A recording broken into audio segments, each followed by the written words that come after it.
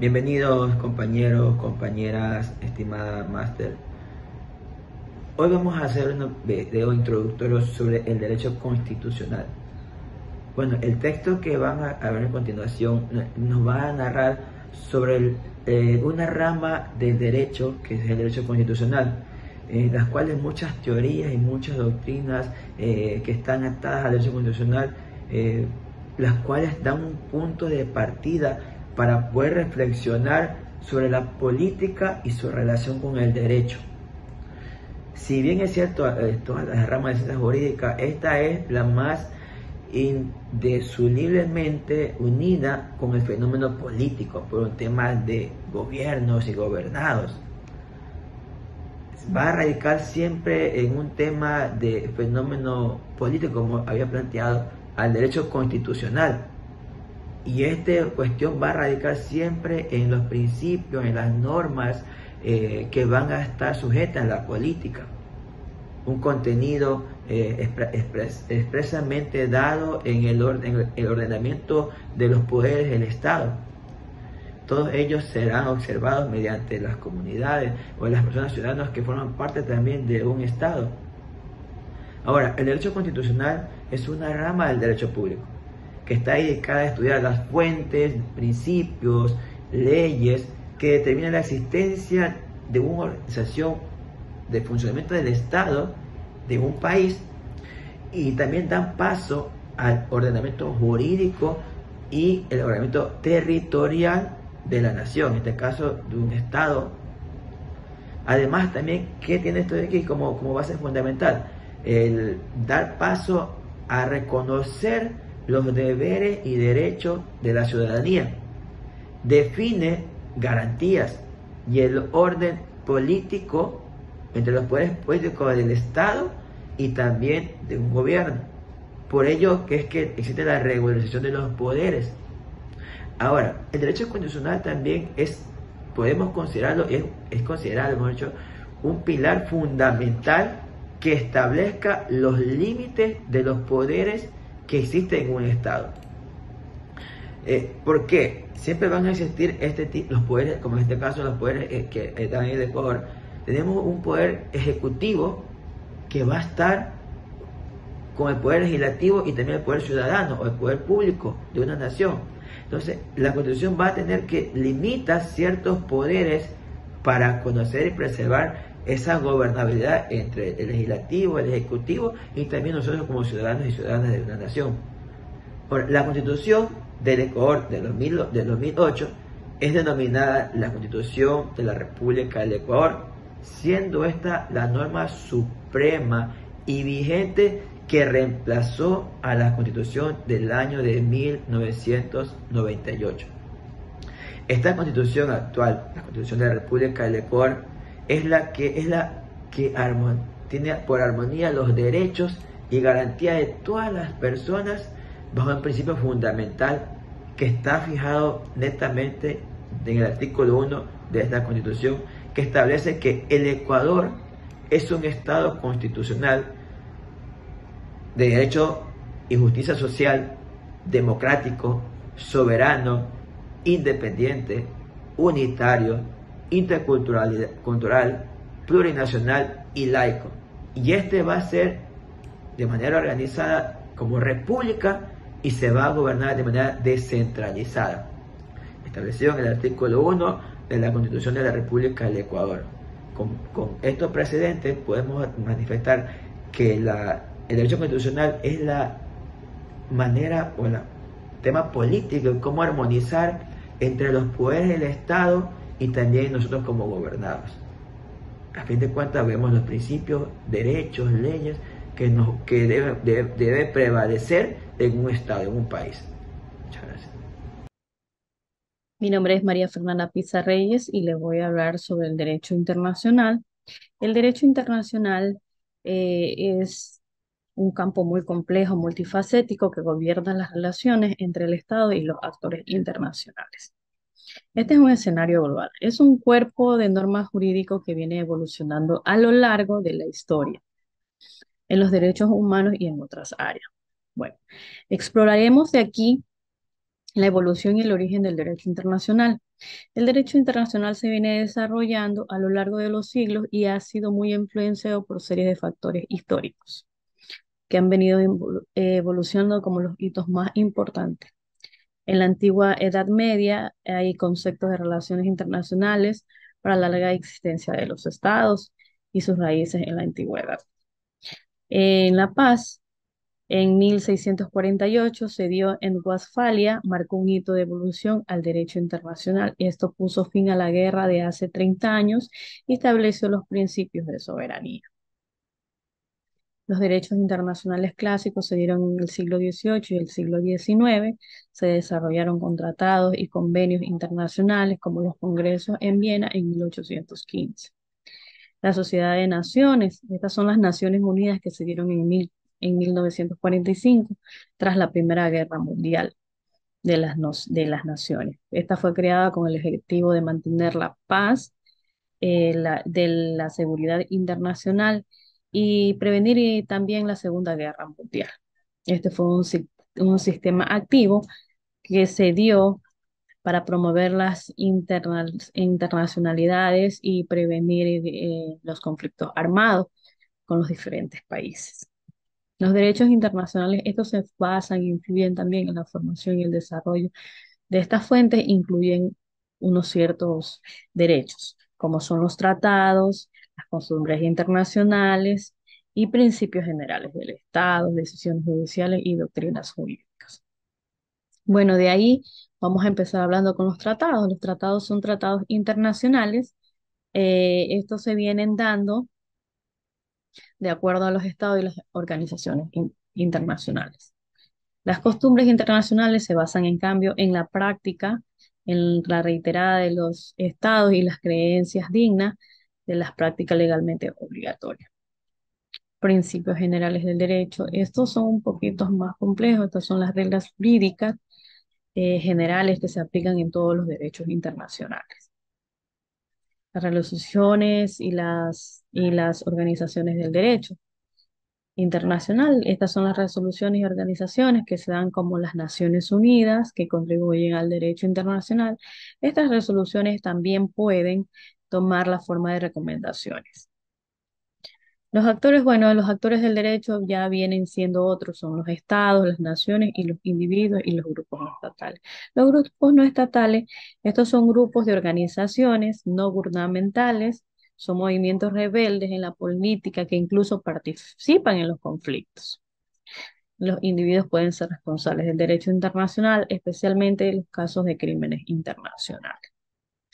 Los estados, estos son principales actores del derecho internacional, ya que tienen los derechos soberanos y las obligaciones legales y pueden ser tratados para participar en organizaciones internacionales.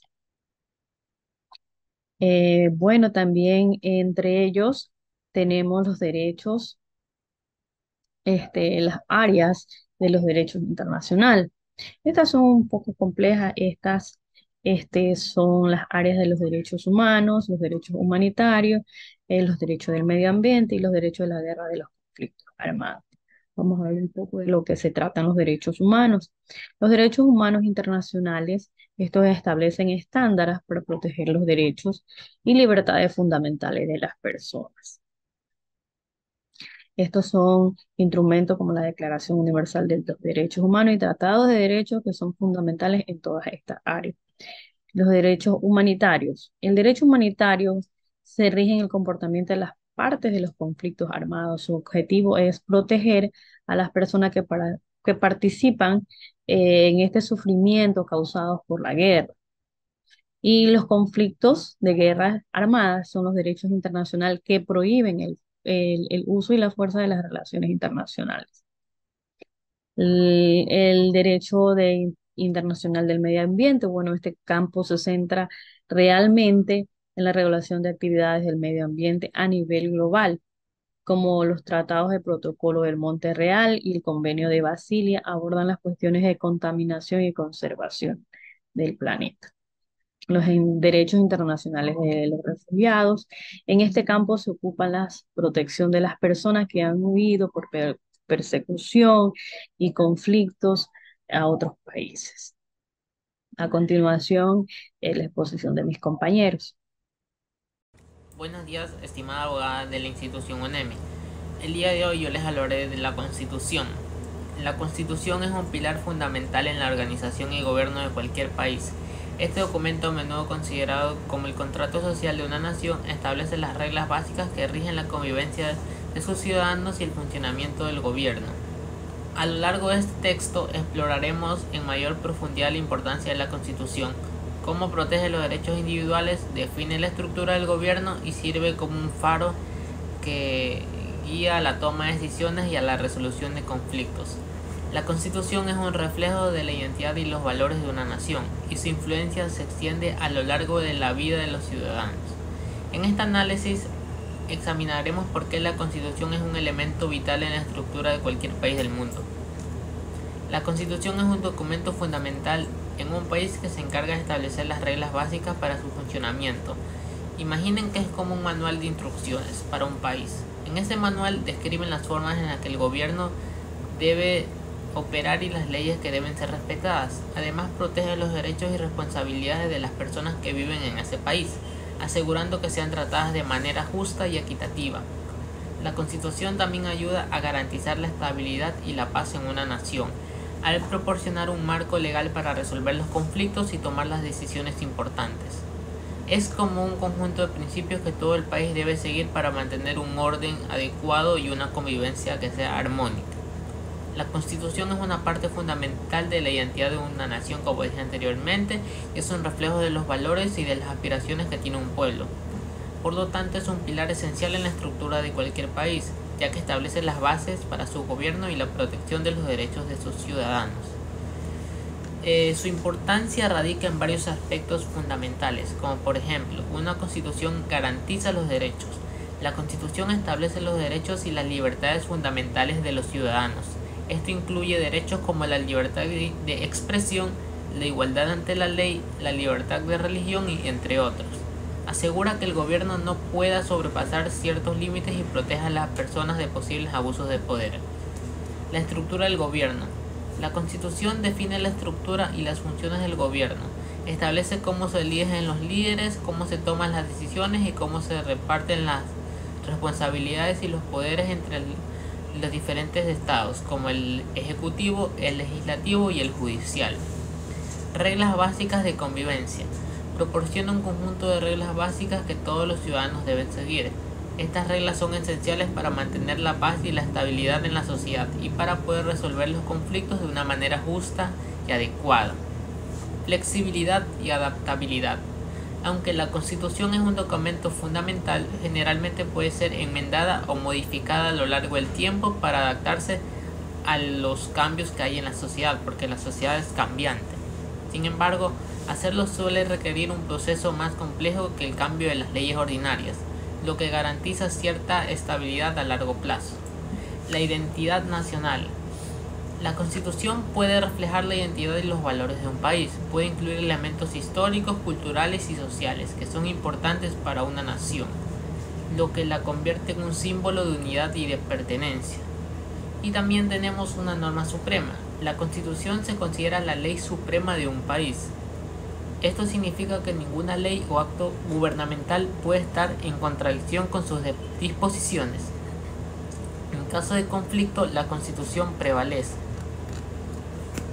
La Constitución, como hemos visto, es la columna vertebral de la organización y el funcionamiento de una nación, a través de la protección de los derechos individuales, la definición de la estructura gubernamental y la garantía de la estabilidad y justicia. Este documento se convierte en el faro que guía una sociedad hacia un futuro armonioso y próspero. Su influencia trasciende entre las generaciones y su importancia radica en la capacidad para proporcionar justicia, orden y equidad en la vida de los ciudadanos. En resumen, la Constitución es mucho más que un simple conjunto de reglas. Es el corazón de una nación, moldeando su identidad y garantizando la protección y el bienestar de sus habitantes. Es un pilar esencial en la vida de toda nación y su importancia radica en la capacidad que tiene esta para establecer justicia y equidad. Es un documento fundamental en la vida de un país, debido a que nos da, como dije anteriormente, mucha equidad, mucha igualdad y los ciudadanos tienen los derechos que se merecen. merecen. Muchas gracias. Saludos, estimados. Explorar cómo la Constitución aborda las relaciones del Estado con la comunidad internacional. Desde los años 40, el Ecuador ha sido partícipe de firmas de tratados con la comunidad internacional. Como ejemplo, aquel tratado firmado en Río de Janeiro con el país hermano de Perú, con quien tuvimos problemas limítrofes y que no fue hasta el año 1998, en donde también con la firma de un tratado se terminaron las discusiones y los desacuerdos limítrofes con el hermano país de Perú. Y el Ecuador, desde la Convención de Viena, ha venido fortaleciendo las relaciones internacionales como país. Pero la Constitución del 98 decía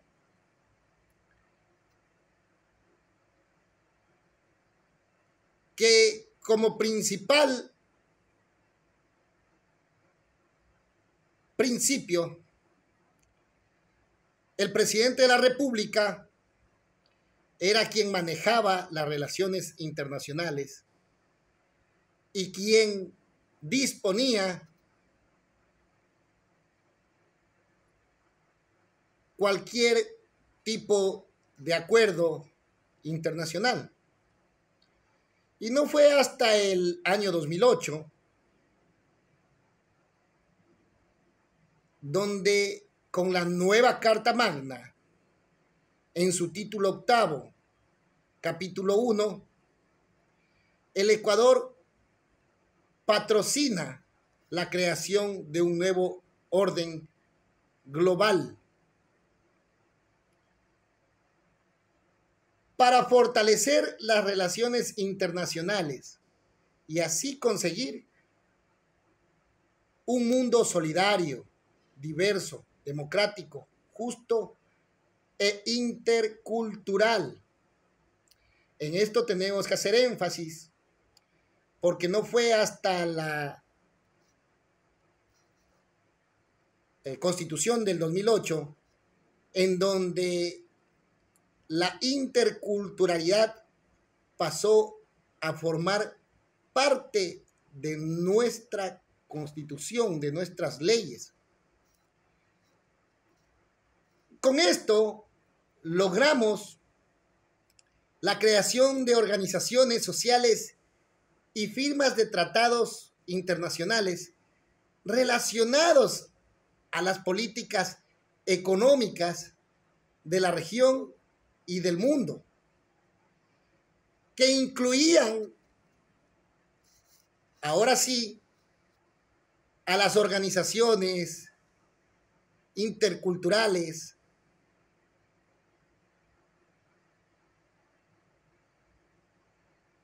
además, propició la integración regional con los diferentes acuerdos entre países hermanos. Háblese, por ejemplo, de UNASUR, en donde el Ecuador es miembro activo y lo que promueve es intercambio comercial, intercambio cultural, apoyo. Inclusive somos parte de los 77 los países que estamos en vías de desarrollo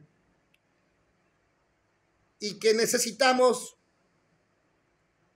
de acuerdos internacionales para llevar nuestros proyectos de vida adelante.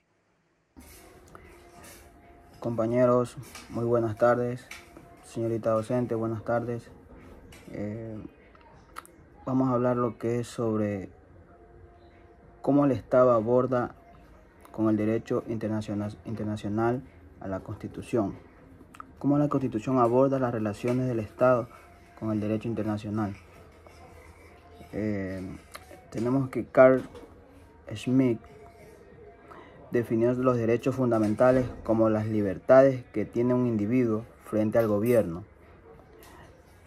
En su libro de teoría de la Constitución, este se basó en la idea del ius natura o derecho natural, que no es nada menos que sostiene que los derechos humanos existen independientemente del Estado y ante él. Se trata de libertades que son inalienables para un individuo o una sola persona. No están sujetos a convenciones sociales. El autor también afirma que dado que los derechos fundamentales son derechos de un individuo hacia otros individuos, deberían considerarse como tales. Es fundamental tener un conocimiento amplio que ellos, teniendo en cuenta tanto su influencia social como su aspecto individual. Dicho esto, las concepciones individuales de los derechos fundamentales antes mencionados también estaban restringidas con respecto a uno mismo y a otras personas. Las bases del liberalismo clásico, que rechaza el papel del Estado en todas las esferas de la sociedad, se estableció en última instancia mediante esta protección de la autodeterminación individual frente a la intervención estatal. El marxismo y los llamados a la acción gubernamental dieron un giro del individualismo al colectivismo. No hay desacuerdos ni conflictos entre las doctrinas. Esto permitió articular demandas sociales y económicas en términos de derechos fundamentales dirigidos al Estado, quien es responsable de garantizar su cumplimiento. En particular, el Estado es responsable de los individuos porque los derechos fundamentales incluyen libertades, tanto sociales como individuales. La revisión de la Constitución expone su anticuada apariencia teológica. Antes de mediados del siglo XX, se pensaba que todo el mundo creía en los derechos fundamentales, pero este conflicto entre derechos individuales y sociales llegó a definirlos. No fue así, porque la realidad frecuentemente trasciende los límites del derecho y plantea nuevas cuestiones que atañen al derecho constitucional. Los derechos fundamentales de tercera generación rompen la dicotomía anterior y se basan en las relaciones colectivas contra el Estado, más que en la autodeterminación individual o la provisión social convencional. Según esta jerarquía de conceptos, en estas interacciones, el ejercicio del Estado fundamental no se hace individualmente contra el Estado, sino colectivamente y en interés del conjunto. También tenemos que el sistema político surgió de la necesidad de defender estos intereses. La teoría de las libertades públicas creó una nueva generación de derechos fundamentales. Las libertades negativas del Estado liberal se complementaron con derechos de solidaridad según la teoría constitucional. Estos derechos son de carácter económico-social e incluyen las obligaciones del Estado de dar, hacer o prestar. Dado que el derecho constitucional otorga a estas circunstancias favorables estatus legal como derechos, es objeto de debate si califican como derechos o intereses. Debido a la complejidad de estos derechos y las ambigüedades que rodean su definición y afirmación a nivel nacional e internacional, aún se encuentran en las primeras etapas de protección. El desafío se basa principalmente en su naturaleza económica y social, que requiere que los estados establezcan responsabilidades claras en términos de servicio. Para abordar eficazmente la defensa y promoción de estos derechos en evolución, es necesario actualizar y ajustar el derecho procesal y constitucional para garantizar el acceso a la justicia y a la capacidad de buscar reparación cuando se violan estos derechos. Se deben desarrollar leyes efectivas para lograr una coexistencia efectiva Es necesario considerar cómo estos nuevos derechos pueden consolidarse con los derechos individuales existentes. Hasta aquí mi intervención, señorita docente, compañeros. Espero les haya agradado el video y que tengan un excelente día, tarde o noche. Muy buenas tardes, mi nombre es Maribel Murillo, soy integrante del Grupo K de Teoría General del Estado y les voy a hablar acerca de la relación que hay entre el Estado y la Constitución. Primero que nada, debemos entender que este concepto de Estado se ha trabajado desde hace muchos años, desde Grecia y Roma. Estas personas tenían ciertas concepciones acerca de lo que era el Estado. Sin embargo, durante la Edad Media no se trabajó mucho ese concepto y se viene a configurar más adelante con las características que actualmente le conocemos, ¿no? Que es más o menos a partir del siglo XVI, después del Renacimiento. Esta relación entre el Estado y la Constitución ha ido evolucionando. Cada uno de los estados desde el siglo XVI, pues estaba a través de... estaban dirigidos a través de un rey. Estos reyes tenían un poder absoluto, en ellos se concentraban todos los poderes, no existía una división, había un totalitarismo bastante amplio, el rey tenía todos los poderes concentrados y pues empieza a verse como esta necesidad de separar qué están haciendo ellos, cuál es el poder que se está trabajando como tal, del rey al poder institucionalizado, cómo ejercer el poder sin necesidad de monopolizarlo, y ahí empieza a surgir el concepto de Estado. Este Estado pues ha evolucionado teniendo avances súper amplios en la época y pues como es de conocimiento normal, es que se empieza a consolidar esta estructura legal a partir de las costumbres, tradiciones y la oralidad, pero después empiezan, como lo decíamos en la Edad Media, recién a instituirse como tal, pues donde se conglomeran la información y donde se empiezan a ponderar todo el tema de los derechos, que en este caso viene a ser el Estado.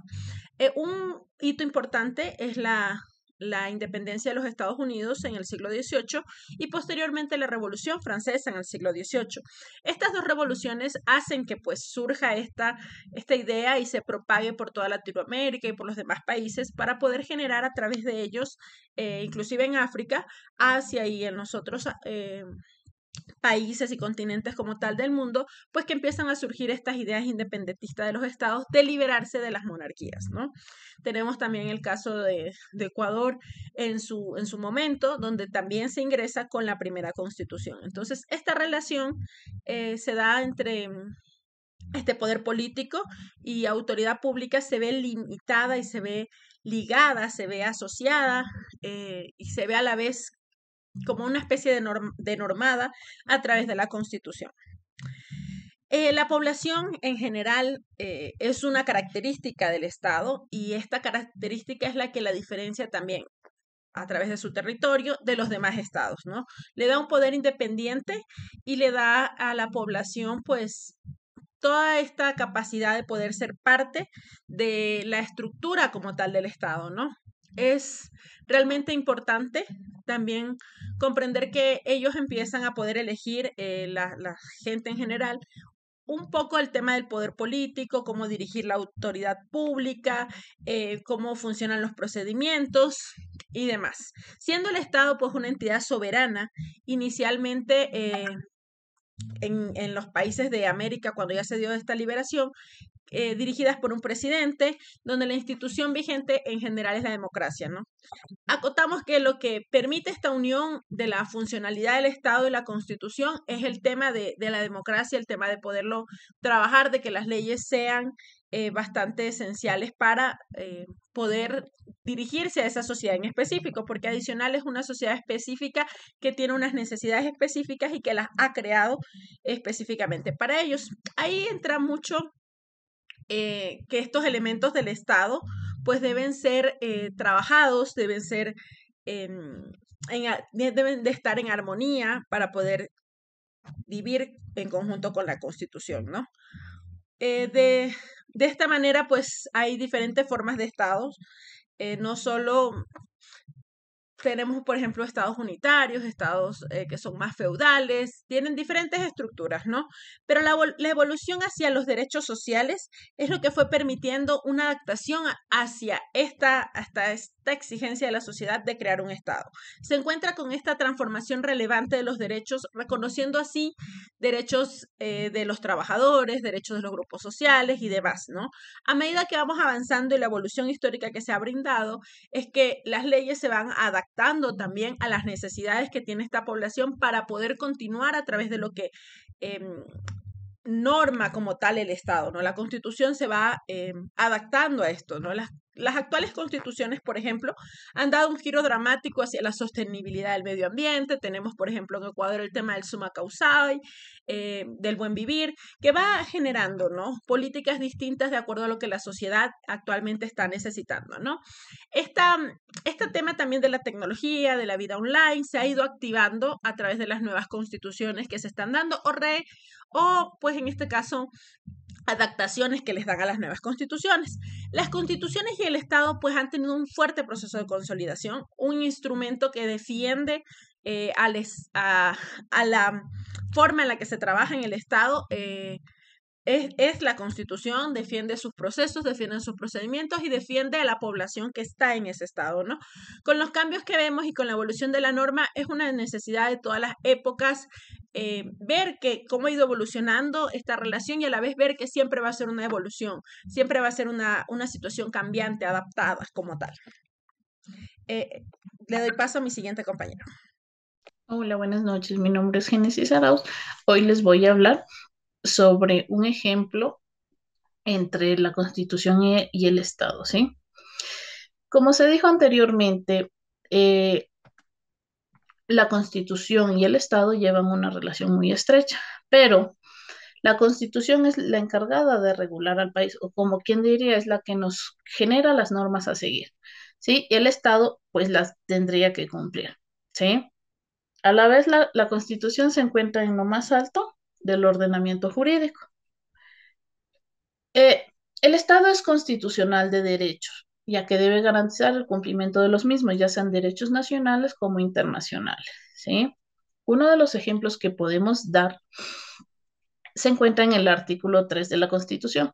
Son deberes primordiales del Estado. En el punto donde encontramos garantizar sin discriminación alguna el efectivo goce de los derechos establecidos en la Constitución y en los instrumentos internacionales, en particular la educación, la salud, la alimentación, la seguridad social y el agua para sus habitantes. ¿Sí? ¿Qué nos da a entender esto?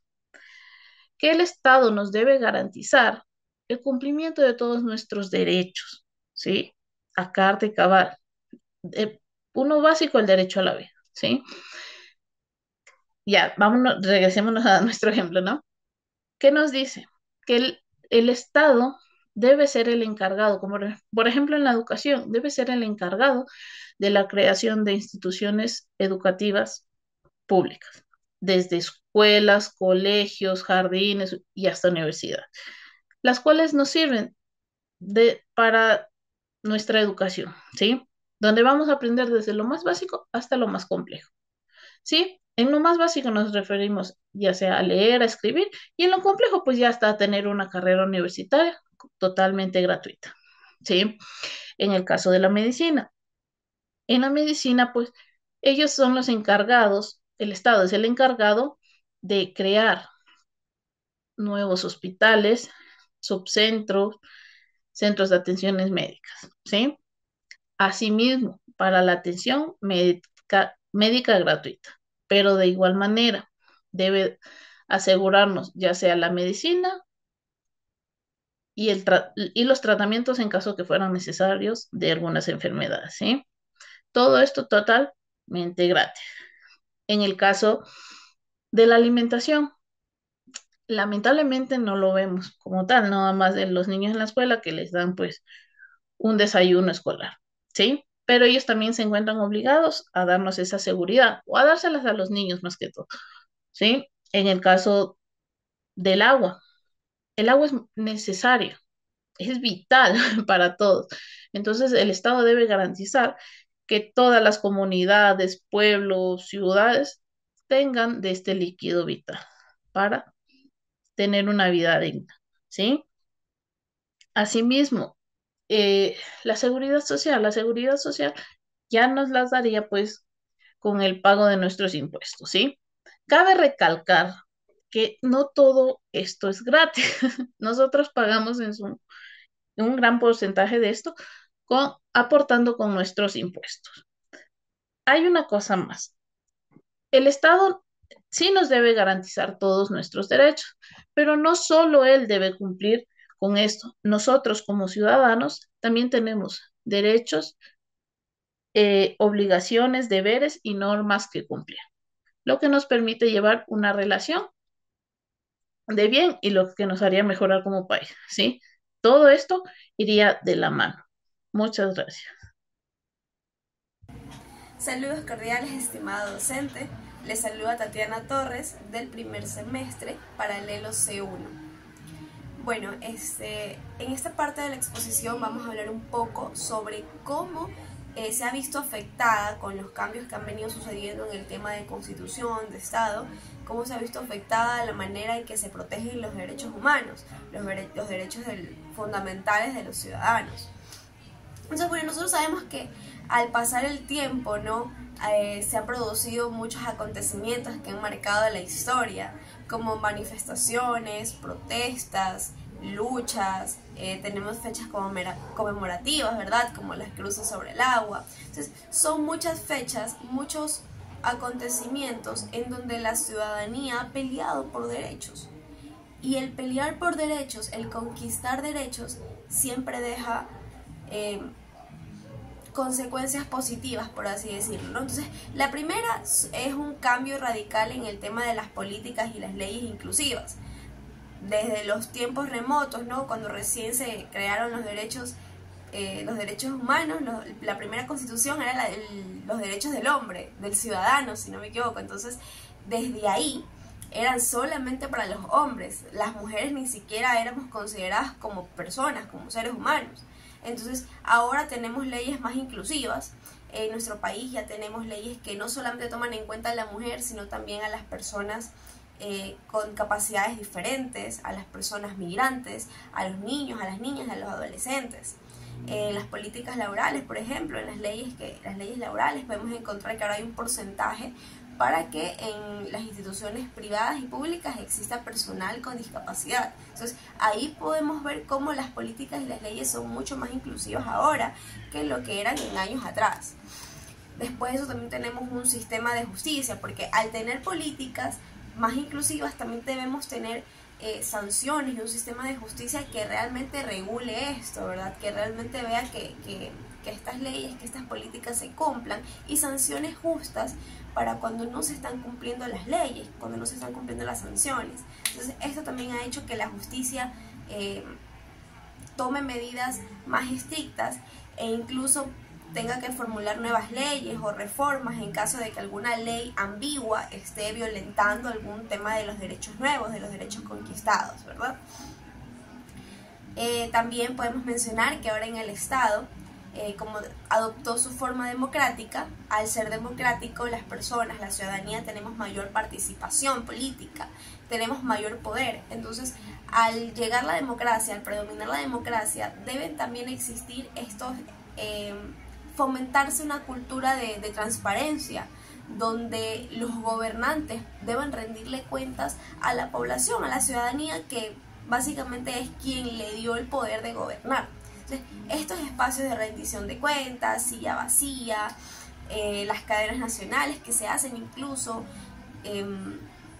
los enlaces sabatinos que se hacían en algún momento en algún gobierno en específico, todos estos espacios se crean con el objetivo de fomentar la confianza entre la ciudadanía y los gobernantes. Y esto es muy necesario porque en el momento de que la ciudadanía pierde la confianza en sus gobernantes, vienen estas cosas que ya las hemos vivido, como los golpes de Estado, que nuestra comunidad indígena baja y se hace un caos total en el país. Entonces, fomentar la cultura de transparencia y los espacios de rendición de cuentas es muy necesario para la paz de nuestro país y para el respeto y que se garantice la democracia como tal, ¿no?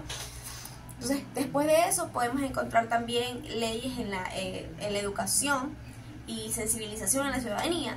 En el ámbito de la educación también, aparte de que es más accesible para nosotros, porque anteriormente solamente los hijos de los ricos podían estudiar, y se ha conquistado y se ha logrado que los hijos de obreros, de gente pobre, podamos asistir a las universidades.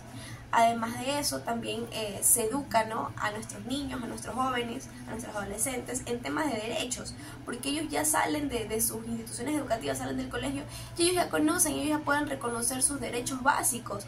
Esto es necesario para que si en algún momento ellos son violentados en sus temas de derechos humanos, en sus derechos básicos, ellos puedan levantar la voz, o que si son testigos de un acto de violación a los derechos, también pueden decir esto está mal. Es muy necesario, se está sensibilizando a la población en el ámbito de derechos para que haga respetar sus propios derechos y también para que respete los derechos de las demás personas. Tal vez en esto, siendo honestos, estamos fallando un poco en nuestro país por el tema de la inseguridad, no se están respetando los derechos, pero la idea es que desde estos espacios educativos podamos reflexionar sobre la importancia de los derechos y salgamos profesionales comprometidos a proteger y garantizar los derechos de todas las personas. Entonces, en base a esto podemos ver, ¿no?, cómo ha evolucionado el Estado, la Constitución, y a su vez también se ha evolucionado la forma en la que la ciudadanía y el Estado conviven, ¿no? Esa estructura, esas relaciones que hay. Gracias. Bueno, yo voy a dar algunos ejemplos sobre cómo está afectando la forma en que opera el Estado y también qué es lo que está haciendo para proteger los derechos fundamentales de los ciudadanos. Uno de los primeros derechos es el derecho fundamental a la vida, al estudio, etc.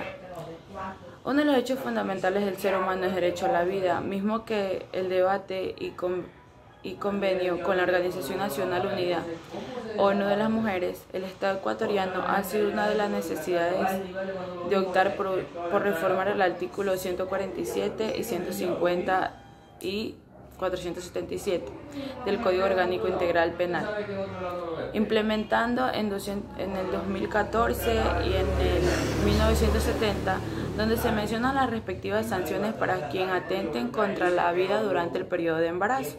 ¿Qué se refiere a esto? A que tendrá algún castigo o alguna sanción a quienes atenten contra la vida de un ser humano, que sería el tema del aborto, más o menos, algo así.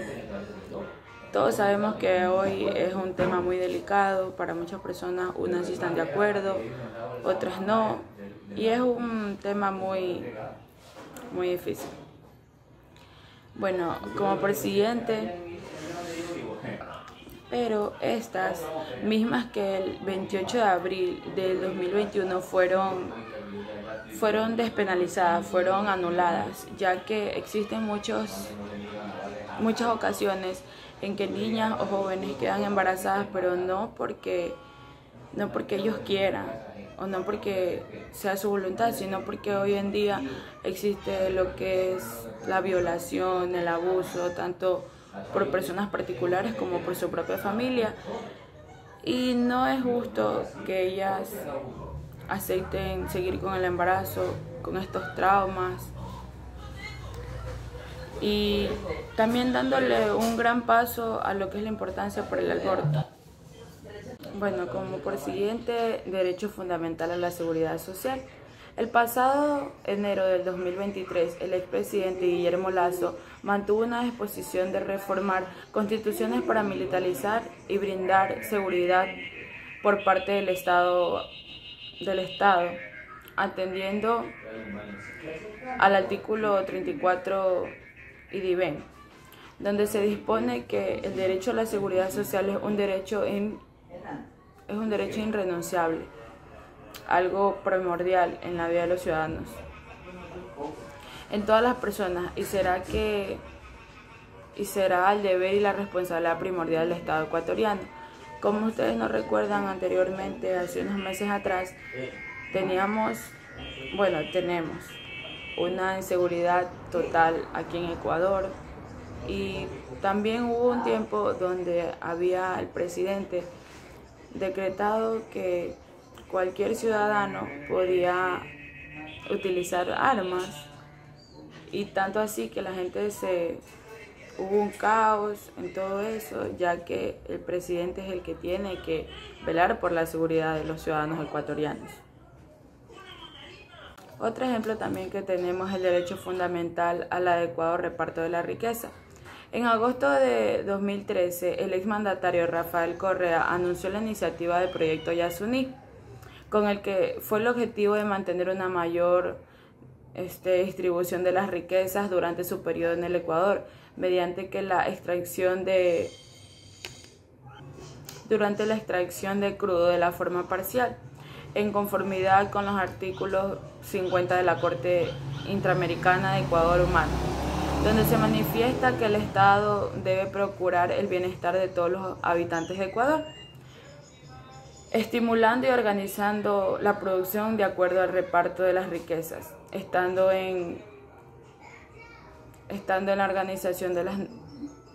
contando con la Organización de las Naciones Unidas para la Educación, la Ciencia y la Cultura, UNESCO, quien habría nombrado dentro del ámbito de las zonas protegidas el patrimonio internacional al Yasuní, generando la polémica con cargo económico por el cual Ecuador, para la fecha, optaría con consultas públicas para definir el uso o el no uso de estos recursos. Derecho fundamental a la buena administración pública. Este caso lo podemos vincular al colapso nacional económico causado por la crisis durante la pandemia. En el plan de vacunación por parte de la Organización Mundial de la Salud, OMS, y las reformas bajo convenio de Ecuador, puesto a que el Estado, en pro de ayudar para los ecuatorianos al salir de la crisis económica, y la seguridad vigente en la que fue el periodo del 2020 y 2022,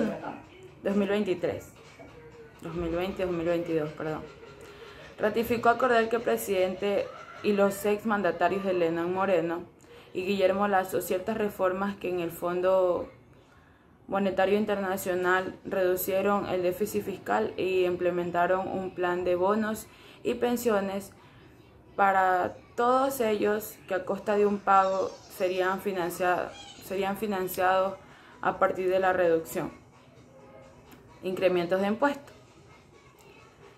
Esto a ciertos grupos de Ecuador,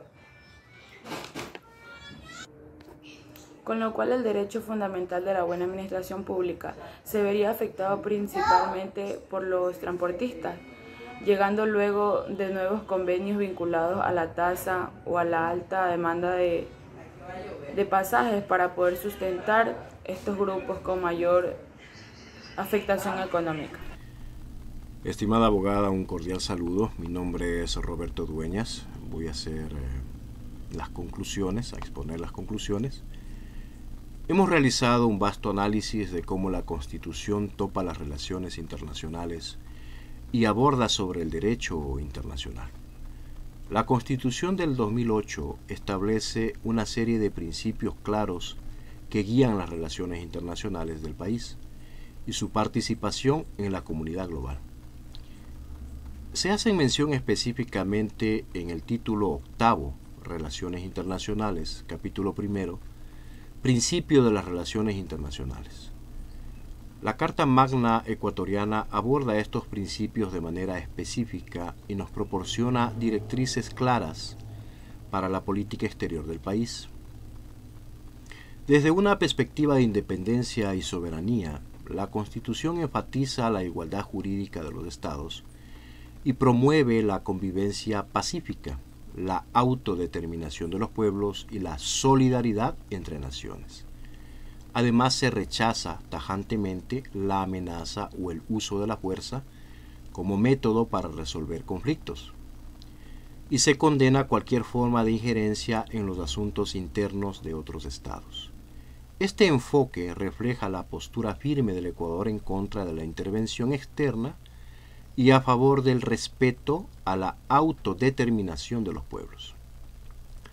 La Constitución también resalta la importancia de los derechos humanos y la diversidad cultural, subrayando la necesidad de proteger los derechos de las personas migrantes y de combatir el racismo y la discriminación en todas sus formas. Este enfoque refuerza el compromiso del Ecuador con la justicia social y la igualdad de los derechos para las personas independientemente de su origen y su nacionalidad. En el ámbito del comercio y la intervención internacional, la Constitución aboga por un sistema justo, equitativo, que promueva la solidaridad y la complementariedad entre los estados, al tiempo que propone el establecimiento de mecanismos de control internacional para las corporaciones multinacionales. En este enfoque busca garantizar que las relaciones comerciales y de inversión sean mutuamente beneficiosas y estén en consonancia con los principios de equidad y de justicia. Además, la Constitución del Ecuador prioriza la integración regional, especialmente en América Latina, promoviendo la unidad económica, política y cultural en la región. Esto se refleja en el compromiso del país de fortalecer la cooperación en áreas como el desarrollo sostenible, la conservación del patrimonio natural, la promoción de la diversidad cultural y la protección de los derechos de las poblaciones de frontera y de los migrantes. En lo que respecta a la aplicación de tratados e instrumentos internacionales, la Constitución establece un marco claro para su ratificación y denuncia, asegurando que estos estén en plena conformidad con los principios y disposiciones constitucionales. Además, se prohíbe la celebración de tratados que impliquen la cesión de jurisdicción soberana a instancias de arbitraje internacional en controversias de índole comercial entre el Estado y entidades privadas, a menos que se trate de acuerdos regionales en Latinoamérica con la participación equitativa de los países signatarios. En conclusión, las relaciones internacionales desempeñan un papel crucial para el Ecuador al fomentar la cooperación con otros países, lo que promueve y beneficia al país en términos de intercambio comercial, políticas de desarrollo, transferencia de conocimientos y tecnología. Esto, por ejemplo, es muy importante para combatir el narcotráfico, el crimen organizado, el fortalecimiento de la posición del país en la comunidad internacional y además una participación activa en la comunidad global. Todo esto pueden abrir nuevas oportunidades para la diplomacia y la cooperación en áreas como la conservación del medio ambiente, la protección de los derechos humanos, la promoción de una gran integración regional, el mantenimiento de relaciones internacionales saludables y equitativas, que todo esto puede contribuir significativamente al progreso económico, social, político del Ecuador, fortaleciendo su posición en un mundo cada vez más interconectado.